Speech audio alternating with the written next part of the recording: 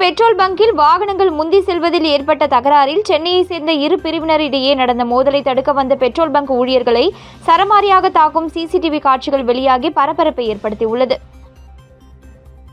புதுச்சேரி காமராஜர் சாலையில் அரசு petrol bunk இயங்கி வருகிறது. இதன் அருகே 2 தினங்களுக்கு முன்பு 2 கார்களில் வந்த சென்னையை சேர்ந்த சுற்றுலா பயணிகள் இடையே வாகனங்களை முந்தி செல்வதில் தகராறு ஏற்பட்டது.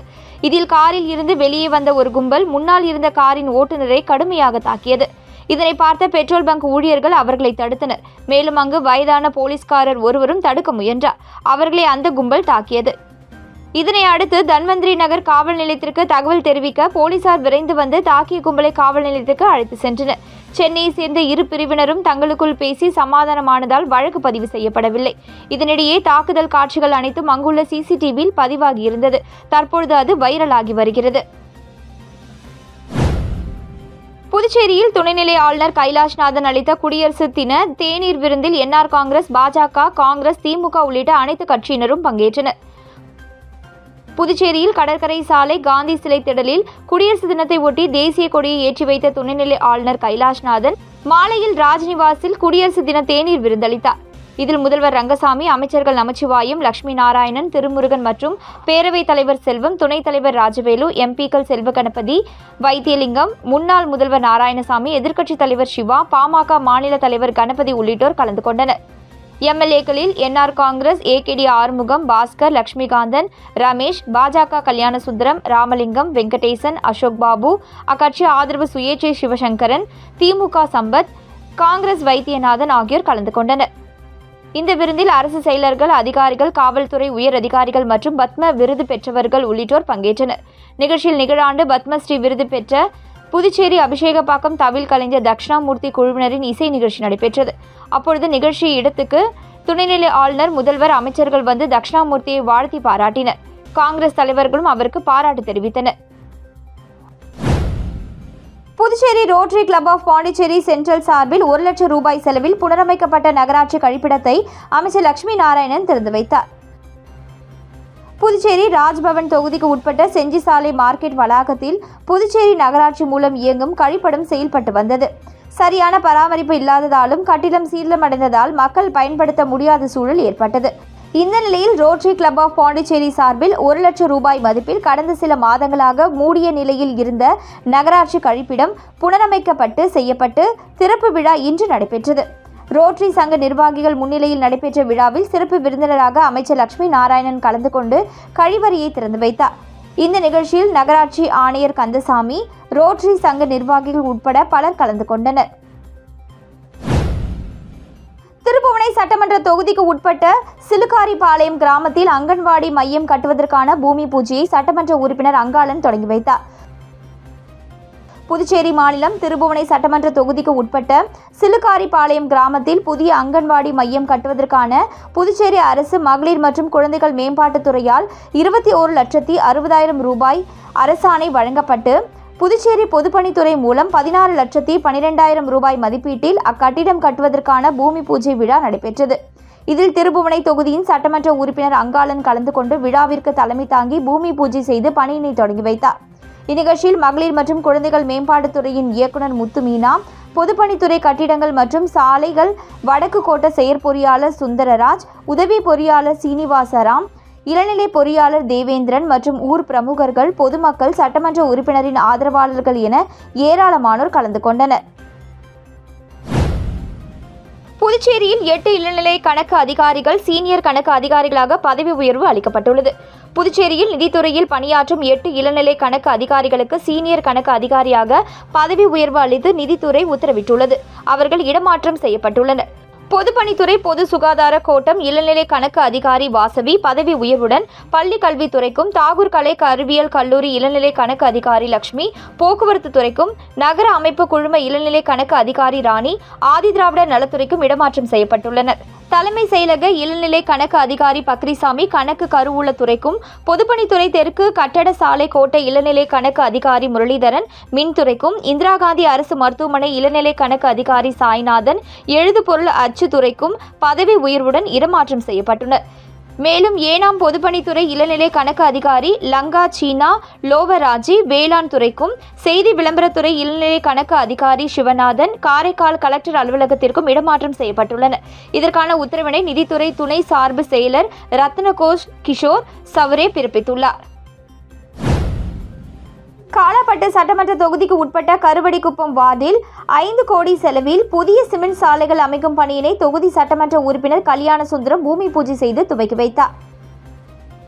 புதுச்சேரி காலாப்பட்டு சட்டமன்ற தொகுதி கருவடிக்குப்பம் வார்டுக்கு உட்பட்ட மேஜர் சரவணன் நகர், மேட்டுத்தெரு, பள்ளிக்கூட வீதி, பொன்னியம்மன் கோவில் வீதி, கங்கையம்மன் கோவில் வீதி, அப்பாசாமி கோவில் வீதி, வாதியார் வீதி, நாகம்மன் கோவில் வீதி, சித்தானந்தா நகர், விவேகானந்தா வீதி, குமரன் வீதி உள்ளிட்ட 17 சாலைகளை 5 கோடி ரூபாய் செலவில் புதிய சிமெண்ட் சாலைகளாக அமைக்கும் பணிக்கான பூமி பூஜை விழா இன்று கருவடிக்குப்பம் காத்தான் கழுவேற்றல் மைதானம் அருகே நடைபெற்றது.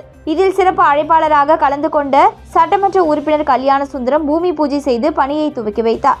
இதில் கருவடிக்குப்பம் வார்டு பாஜக பொறுப்பாளர்கள், பொதுமக்கள், மகளிர், இளைஞர்கள், பொதுப்பணித்துறை அதிகாரிகள் என அனைவரும் கலந்து கொண்டனர். பாதுகாப்பு கேட்டு புதுச்சேரி காராமணிக்குப்பம் அருள்மிகு பாலமுருகன் ஆலய அர்ச்சகர்கள் மற்றும் ஊழியர்கள் பக்தர்களை சுவாமி தரிசனம் செய்ய உள்ளே அனுமதிக்காமல் தர்ணா போராட்டத்தில் ஈடுபட்டதால் பரபரப்பு ஏற்பட்டது. புதுச்சேரி காராமணிக்குப்பம் அருள்மிகு பாலமுருகன் ஆலயம் மிகவும் பிரசித்தி பெற்றது. இந்த ஆலய நிர்வாகியாக தணிகாச்சலம் என்பவர் பொறுப்பு வகித்து வருகிறார். இவர் ஆலய நிர்வாகியாக இருப்பதற்கு இந்த ஆலயத்தின் முன்னாள் அறங்காவலர் குழுவினர் எதிர்ப்பு தெரிவித்து வருகின்றனர். இந்த நிலையில் கோவிலின் வளர்ச்சி குறித்த ஆலோசனை கூட்டம் ஆலய நிர்வாகி தணிகாச்சலம் தலைமையில் நேற்று நடைபெற்றது. அப்பொழுது கூட்டத்தில் உள்ளே நுழைந்த முன்னாள் அறங்காவலர் நிர்வாகிகள் ஆலய நிர்வாகி தணிகாச்சலத்திடம் வாக்குவாதத்தில் ஈடுபட்டு ஆலய அர்ச்சகர்கள் மற்றும் ஊழியர்களுக்கு கொலை மிரட்டல் விடுத்ததாக கூறப்படுகிறது. மேலும் கூட்டத்தை பாதியில் முடித்து கொண்ட ஆலய நிர்வாகி தணிகாச்சலம் கோயிலை இழுத்து மூடி சாவியுடன் வீட்டுக்கு புறப்பட்டு விட்டார். இந்த நிலையில் இன்று காலையில் கோவிலுக்கு வந்த அர்ச்சகர்கள் மற்றும் ஊழியர்கள் அருள்மிகு பாலமுருகன் சுவாமிக்கு நெய்வேத்தியம் மற்றும் சிறப்பு பூஜைகள் செய்து முடித்தவுடன் ஆலயத்தின் நுழைவாயிலில் அமர்ந்து தங்களுக்கு பாதுகாப்பு வழங்க வேண்டும் என வலியுறுத்தி பக்தர்களை கோவில் உள்ளே அனுமதிக்காமல் தர்ணா போராட்டத்தில் ஈடுபட்டனர். அர்ச்சகர்கள் போராட்டத்தால் காலையில் கோவிலுக்கு சுவாமி தரிசனம் செய்ய வந்த பொதுமக்கள் சுவாமி தரிசனம் செய்ய முடியாமல் திரும்பிச் சென்றனர். இதுகுறித்து சம்பவ இடத்திற்கு வந்த முதலியார்பேட்டை போலீசார் ஆலய நிர்வாகத்திடம் பேச்சுவார்த்தை நடத்தினர். இதனையடுத்து போராட்டத்தை கைவிட்ட அர்ச்சகர்கள் மீண்டும் வழக்கமான பணியை தொடங்கினர். மேலும் இதுகுறித்து இரு தரப்பினரையும் போலீசார் அழைத்து பேசி வருகின்றனர் என்பது குறிப்பிடத்தக்கது. குடியரசு தின விழா அலங்கார வண்டி அணிவகுப்பில் ஆதிதிராவிடர் பழங்குடியினர் நலத்துறை முதலிடம் பிடித்தது. துறையின் இயக்குனர் இளங்கோவனுக்கு கவர்னர் கைலாஷ்நாதன் கேடயம் வழங்கி பாராட்டினார். புதுச்சேரி குடியரசு தின விழாவில் அரசு துறைகளின் நலத்திட்டங்களை விவரிக்கும் விதத்தில் அலங்கார வண்டிகள் அணிவகுப்பு நடந்தது. ஆதிதிராவிடர் பழங்குடியினர் நலத்துறை உள்ளிட்ட 8 அரசு துறை அலங்கார வாகனங்கள் அணிவகுத்தன. பிறப்பு முதல் இறப்பு வரை என்ற தலைப்பில் ஆதிதிராவிடர் நலத்துறையின் மூலம் செயல்படுத்தப்படும் கருவுற்ற தாய்மார்களுக்கு நிதி உதவி, திருமண நிதி உதவி, கலப்பு திருமண நிதி உதவி, இலவச கல்வி திட்டத்தின் கீழ் நிதி உதவி, ஸ்காலர்ஷிப், வீடு கட்ட நிதி உதவி, தொடர் நோய்களுக்கு நிதி உதவி மற்றும் எதிர்பாராத மரணத்திற்கு நிதி உதவி உள்ளிட்ட ஆதிதிராவிடர் நலத்துறையில் பல்வேறு திட்டங்கள் குறித்து எளிதாக விளக்கம் அளிக்கும் வகையில் அலங்கார ஊர்தி அமைக்கப்பட்டது. பார்வையாளர்களை வெகுவாக கவர்ந்தது. இதில் ஆதிதிராவிடர் நலம் மற்றும் பழங்குடியினர் நலத்துறை வாகனம் முதல் பரிசை வென்றது. இதற்கான விருதினை கவர்னர் கைலாஷ்நாதன் ஆதிதிராவிடர் நலத்துறை இயக்குனர் இளங்கோவனிடம் வழங்கினார். ஆதிதிராவிடர் நலத்துறை அதிகாரிகள் மற்றும் ஊழியர்கள் கவர்னருக்கு நன்றி தெரிவித்தனர். புதுச்சேரிக்கு சுற்றுலா வந்த சென்னையை சேர்ந்த மாணவன் கடலில் குளித்தபோது ராட்சத அலையில் சிக்கி உயிருக்கு போராடி தத்தளித்து கொண்டிருந்த நிலையில் பாதுகாப்பு பணியில் ஈடுபட்ட குழுவினர் மீட்கும் வீடியோ சமூக வலைதளத்தில் பரவி வருகிறது. புதுச்சேரிக்கு வார இறுதி நாட்களில் ஏராளமான சுற்றுலா பயணிகள் வந்து செல்வது வழக்கம். மேலும் சுற்றுலா பயணிகள் கடலில் குளித்து மகிழ்வதும் வழக்கம். ஆனால் புதுச்சேரி கடல் வழக்கத்தை விட அவ்வப்போது சீற்றத்துடன் காணப்பட்டு வருகிறது. இந்த நிலையில் சென்னையை சேர்ந்த அபி என்கிற கல்லூரி மாணவர் அவரது நண்பர்கள் 7 பேருடன் புதுச்சேரிக்கு சுற்றுலா வந்த நிலையில் பாண்டி மெரினா கடற்கரை பகுதியில் குளித்துள்ளனர். அப்பொழுது ராட்சத அலையில் சிக்கி கல்லூரி மாணவர் அபி கடலில் இழுத்து செல்லப்பட்டதை கண்டு அங்கு பணியில் இருந்த லைஃப் கார்டுகள் செல்வா மற்றும் அருண்குமார் ஆகியோர் விரைவாக கடலில் நீந்தி சென்று அலையில் சிக்கி உயிருக்கு போராடி தத்தளித்து கொண்டிருந்த மாணவனை பத்திரமாக உயிருடன் மீட்டு கரைக்கு கொண்டு வந்து முதலுதவி அளித்தனர். மேலும் மாணவனுக்கு அறிவுரை வழங்கி எச்சரித்து அனுப்பினர். கடலில் தத்தளித்த மாணவனை காப்பாற்றிய வீடியோ தற்பொழுது இணையதளங்களில் வைரலாகி வருகிறது. மாட்டு சாணத்தில் மட்டும் நல்ல திருநீர் தயாரித்து வழங்க வேண்டும் என புதுச்சேரியில் சிவனடியார்கள் அணி திரண்டு ஊர்வலம் நடத்தினர். மாட்டு சாணத்தில் மட்டுமே உலகம் முழுக்க திருநீர் தயாரிக்க வேண்டும். சுண்ணாம்பு, மரத்தூள், பேப்பர் வேஸ்ட், விறகு சாம்பல், மண் அரவை போன்றவற்றால் திருநீர் செய்யக்கூடாது. இதனால் நெற்றிக்கு பெரிய பாதிப்பு ஏற்படும். எனவே மாட்டு சாணம் மூலம் மட்டுமே திருநீர் தயாரிக்க வேண்டும் என்பதை வலியுறுத்தி சிவனடியார்கள் நேற்று மாட்டு சாண வரட்டி மாலை அணிந்து ஊர்வலம் சென்றனர். இதில் ஏராளமான சிவனடியார்கள் கலந்து கொண்டனர்.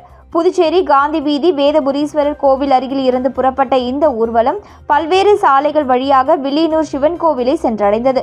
சிவனடியார் திருக்கூட்டம், சுபகான பூதகணநாதர் இசைக்குழு இணைந்து இந்த ஊர்வலத்தை நடத்தினர்.